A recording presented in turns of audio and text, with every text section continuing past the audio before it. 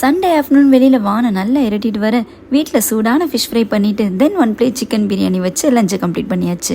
வெளியில் எங்கேயும் போக முடியாது. ஸோ டிவியில் குக் வித் கோமாளி போட்டுட்டு கொஞ்ச நேரம் சிரிச்சுட்டு டைம் பாஸ் பண்ணியாச்சு. நான் ஹானஸ்ட்லி சாட்டர்டே எபிசோட்ஸ் மட்டும் தான் பார்க்குறேன் இந்த சீசனில். மழை லைட்டாக ஸ்டார்ட் ஆயிடுச்சு. எப்படா ஈவினிங் டைம் வரும்னு இந்த டைமுக்கு வெயிட் பண்ணிடுறேன். இது என்னோட ஃபேவரட் டைம். மழை பெஞ்சா டீ குடிப்போம், புயல் அடிச்சா டீ குடிப்போம், குளிர் அடிச்சா டீ குடிப்போம். ஆமா, evening tea time always tea தான்.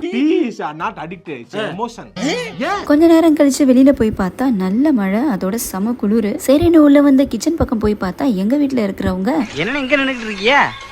போங்கடா போங்கடா போய் வேலையில பாருங்கடா.